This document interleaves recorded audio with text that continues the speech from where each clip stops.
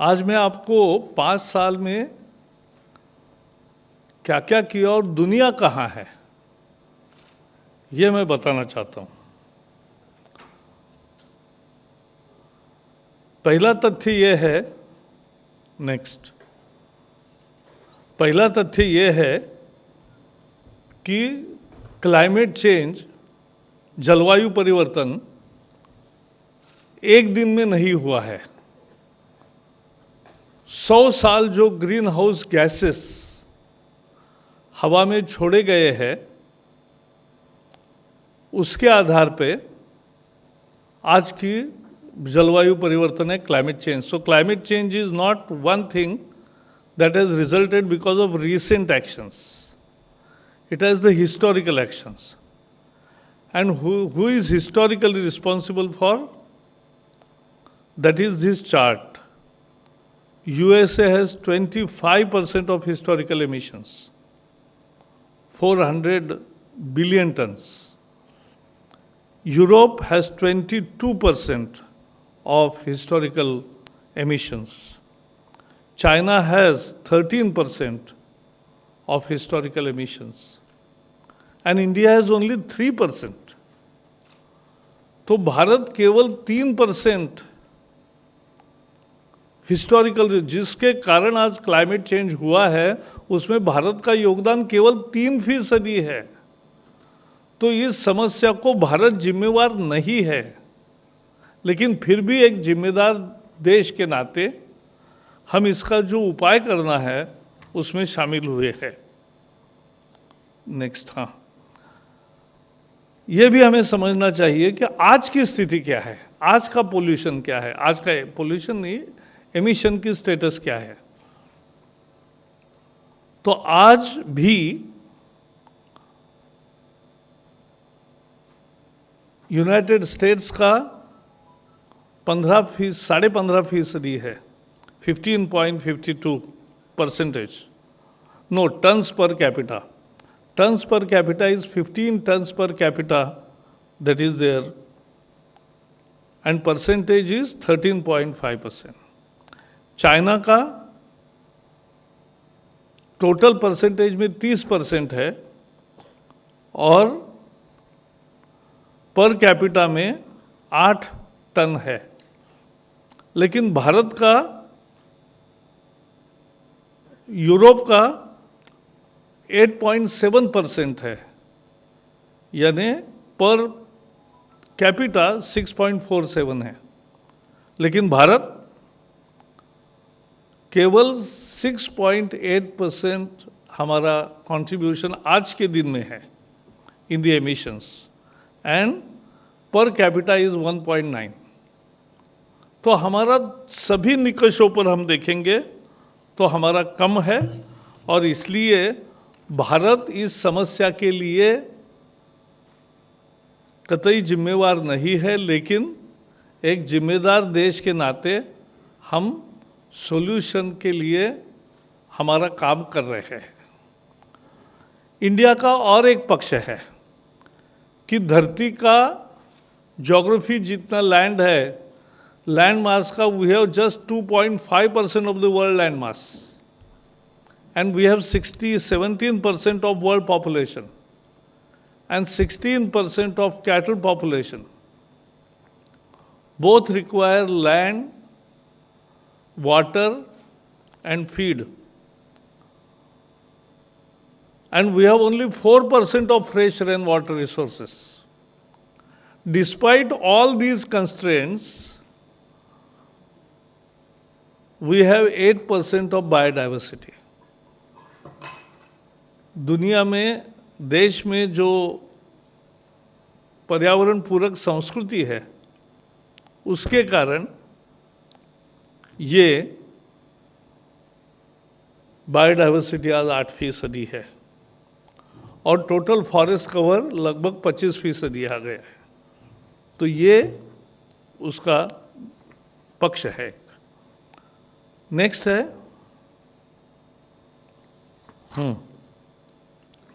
जो हमने एनडीसीज लिए, nationally determined contributions, Paris agreement में 5 साल पहले 12 तारीख को हमने जो मंजूर किया था वो क्या था? वो ये था कि हमारी emission intensity of GDP will be reduced by 33 to 35%. This was a huge commitment. And I'm happy to say that we have already achieved 21%. So remaining 12-13% we'll achieve in next 10 years. Because Paris Agreement 15 में हुआ, लेकिन अमल अभी 21 से शुरू होगा। तो from 1 January 2021 this will start. और इसीलिए ये एक पहलू है। वी हैव सेकंड टारगेट था कि we will have electrical power install capacity mix of 40% through renewable by 2030। और आगे बताऊंगा, प्रधानमंत्री मोदी जी के नेतृत्व में जिस तरह से हमने सोलर अलायंस का कार्यक्रम किया, जिस तरह से नवीनी ऊर्जा तैयार की, उससे हमें बहुत बढ़त मिली है। फिर तीसरा हमारा टारगेट था कि हम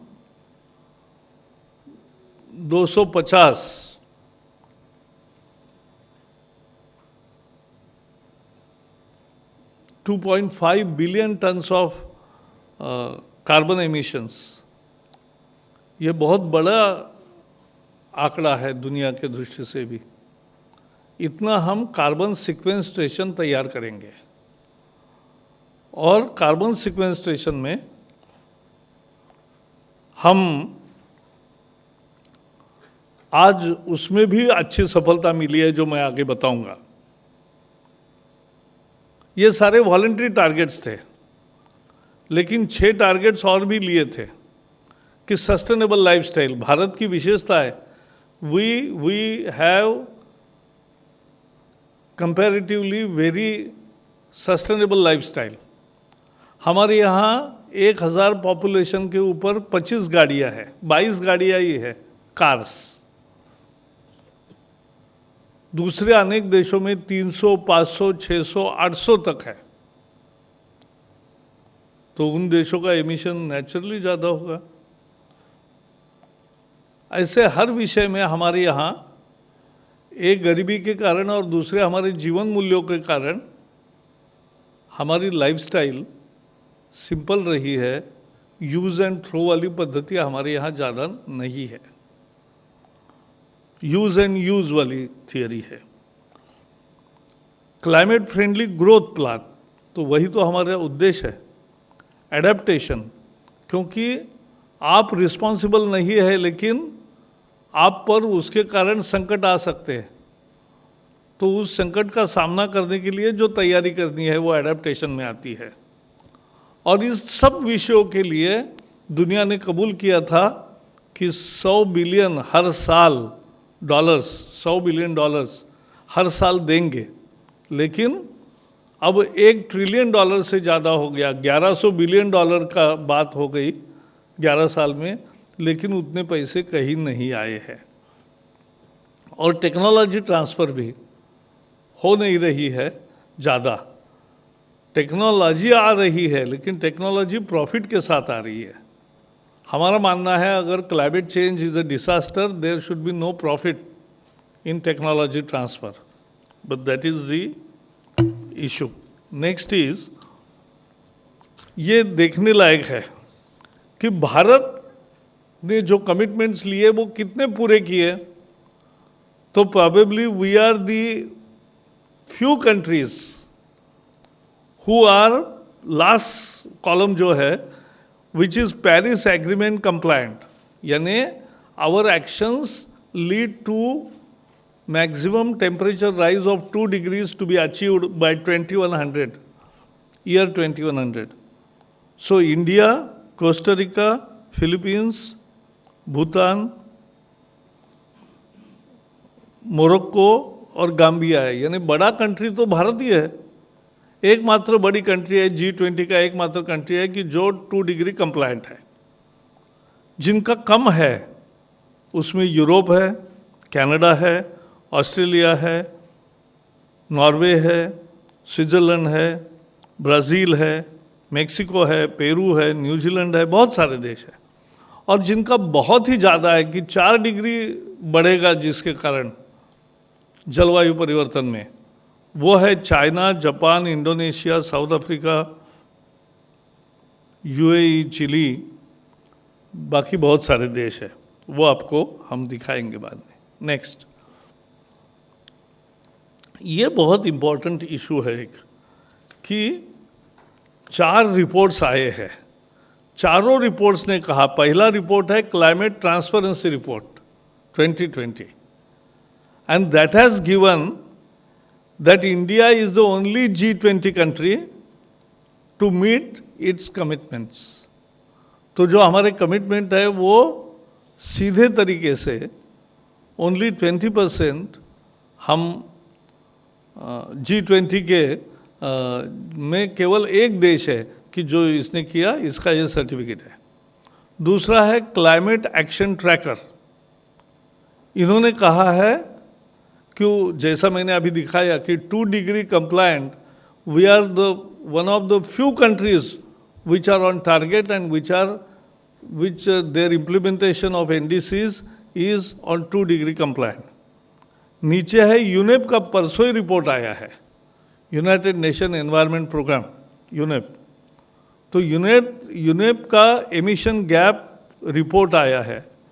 उस एमिशन रिपोर्ट में रखा है कि एमिशन ग्रोथ भारत में बहुत कम है और पहले जितनी होती थी कम है, क्योंकि हमारे एमिशन इंटेंसिटी रिड्यूस हुई है। हमने क्लीन एक्शंस लिए हैं, हमने कार्बन सिक्वेंस्ट्रेशन तैयार किया है, इसलिए हमारे कम हुए हैं। ये यूनेप का रिपोर्ट भी बताता है। फिर चौथा रिपोर्ट है क्लाइमेट चेंज परफॉर्मेंस इंडेक्स, और उसमें भी India is among 10 high performers rated very high of their well below 2 degree compliance. तो ये भारत ने काम करके दिखाया है। तो वी आर, कितने हम जिम्मेवारी से काम करते हैं, though we are not responsible for the climate change. ये हमें समझने की बार बार मैं बता रहा हूं। नेक्स्ट, ये देखने लायक है कि हमने एक्शन कैसे किए। इसका दूसरा चार्ट है ये। इंडिया 2 डिग्री कंप्लायंट है। अगले जो 4-5 देश है, चिली, नॉर्वे, ऑस्ट्रेलिया, न्यूजीलैंड और यूके, ये 3 डिग्री कंप्लायंट है, यानी 3 डिग्री उनके एक्शन के कारण टेम्परेचर में राइज होगा। और जो हाईली इनसफिशिएंट है वो है जापान, रशिया, जर्मन और यूएसए। ये देश 4 डिग्री बढ़ेगी उनकी अगर एक्शंस आज जैसी ही रहेगी, if their pace of work on environmental front remains constant as today, the world will witness 4 degree rise in temperature at the end of the century. तो इसलिए हमने क्या क्या काम किए। प्रधानमंत्री नरेंद्र मोदी जी के नेतृत्व ने एक तो इंडियन सोलर अलायंस तैयार किया, 60 से ज़्यादा देश उसमें शामिल हुए, और ये इंडियन सोलर एजेंसी बहुत सफल रही। एक लीड आईटी है।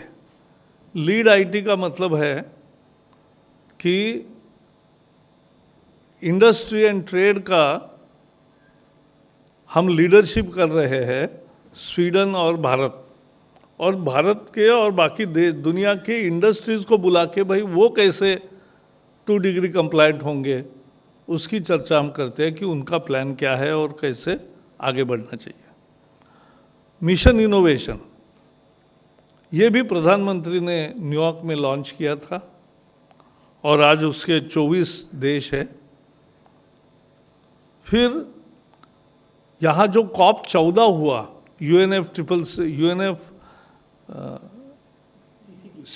UNCCD का हुआ था।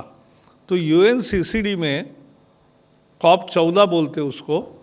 तो उसमें हमने 2,60,00,000 हेक्टर भूमि रिस्टोर, जो डिग्रेडेड हुई है, उसको दुरुस्त करने का संकल्प किया है और उसमें से अच्छी खासी हमारी उपलब्धि भी है। और चौथा एक्शन है CDRI, coalition of disaster resistant infrastructure. ये बहुत, प्रधानमंत्री जी की ये चारों पहल, दुनिया ने उसका स्वागत भी किया, सहभागी भी हुए। हमारी क्या स्कीम्स है जिसके कारण हम ये कर सकते हैं?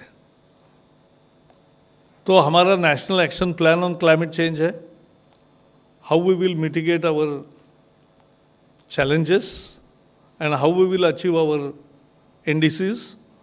दूसरा नेशनल क्लीन एयर प्रोग्राम है। प्रधानमंत्री नरेंद्र मोदी जी ने 15 अगस्त के दिन में लाल किले से ये बताया था कि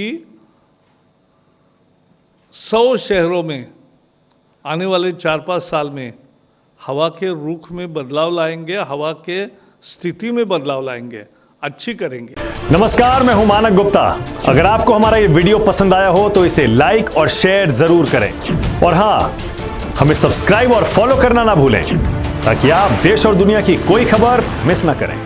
चाहे कोई ब्रेकिंग न्यूज हो या कोरोना वायरस से जुड़ी कोई भी अपडेट, पॉलिटिक्स हो या आपकी जेब से जुड़ी कोई खबर, इलेक्शन की कोई न्यूज हो, कोई कंट्रोवर्सी हो या फिर कोई वायरल वीडियो, सब कुछ मिलेगा News 24 पर। तो जुड़े रहिए हमारे साथ और देखते रहिए News 24।